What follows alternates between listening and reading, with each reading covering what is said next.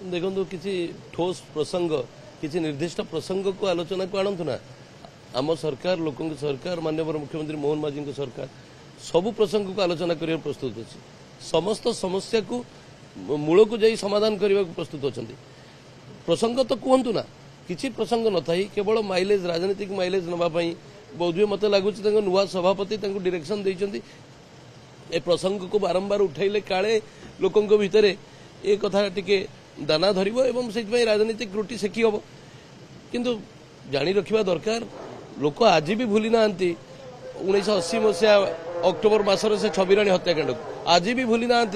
जानुरी 1999 मसीहार अंजना मिश्र घटना आज भी भूली ना तंदूर कांडर से घटना सुशील शर्मा जो नैना साहाणी को तंदूर भितर पीस पीस करी काटी दे पोड़ी देवार घटना युव कांग्रेस नेता आज भी भूली ना आपणकर निर्भया कांडर घटना को शीला दीक्षित समय जहाँ घटी तेणु जी महिला मान अत्याचार विश्व रेकर्ड कर दल जदि आज किसी कारण न थाई हाउस को बारंबार बारंबार घंट पिटिवा हुइसिल मारिबा तुरी बजाइबा ए कथा को करवा ए कथा कले 4.5 कोटी लोकंकर जो प्रसंग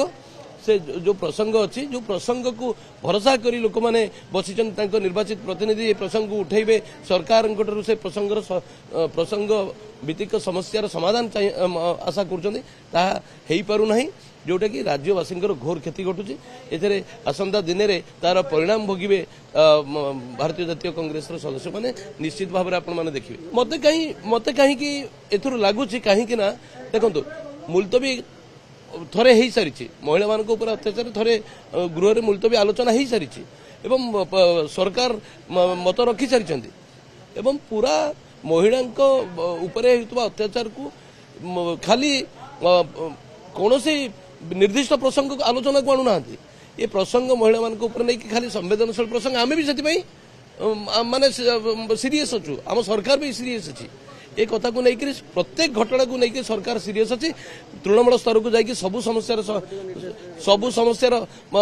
समाधान करने माननीय मुख्यमंत्री निर्देश अच्छी मत कौटी ना कौटी लगुच